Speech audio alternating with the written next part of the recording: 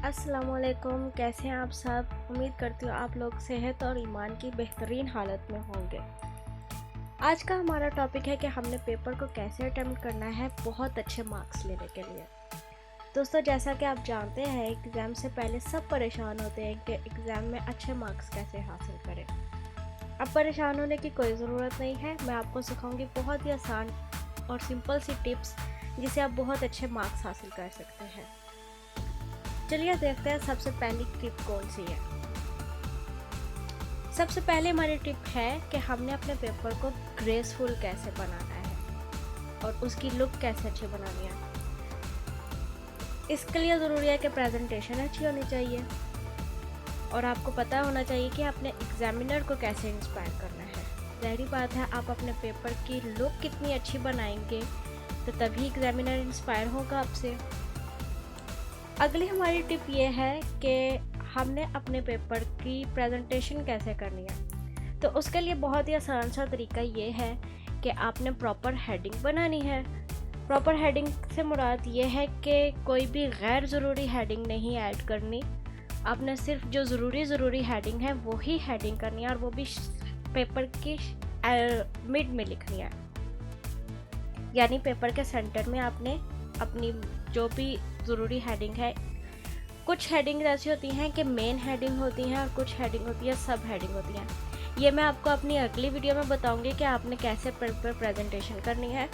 सबसे पहले तो आप ये टिप सीख लें, तो फिर हम अपनी नेक्स्ट वीडियो में आपको बताएंगे कि आप अपने पेपर की प्रेजेंटेशन किस तरह करनी है।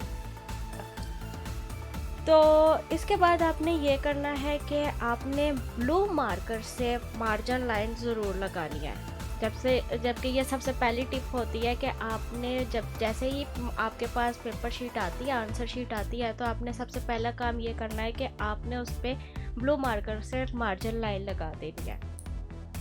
फिर उसके बाद आपने अपने जो पर्सनल मतलब कि जो इंफॉर्मेशन होती है आपकी, जैसे रोल नंबर, नेम, वो सब कुछ आपने लिखना है।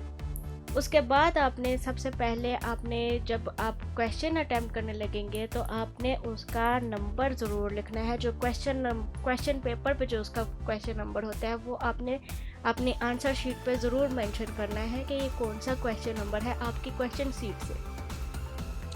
उसके बाद जैसे ही आप अपना आंसर लिख लें हेडिंग के बाद, तो आपने क्लोज लाइन ज़रूर लगानी है कि आपका ये क्वेश्चन कंप्लीट हो गया है।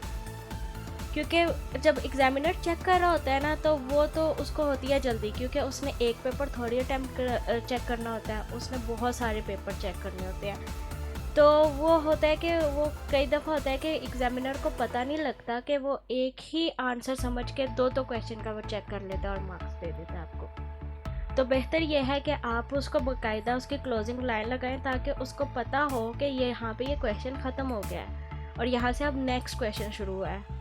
और जैसे ही आपने क्वेश्चन नंबर लिखा होगा, मेंशन किया होगा, तो उसको ये भी पता होगा कि ये क्वेश्चन पेपर में से कौन सा क्वेश्चन नंबर है।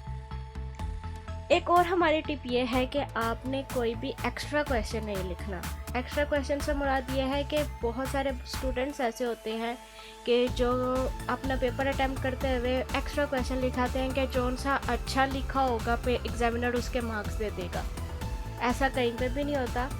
एग्जामिनर ने जितने क्वेश्चन आपके क्वेश्चन शीट में जितने लिखे होते हैं कि आपने 8 में से 6 क्वेश्चन करना है, तो वो सिर्फ 6 ही चेक करेगा, कोई भी 7वां या 8वां चेक नहीं करेगा और वो उन्हीं 6 के मार्क्स देगा।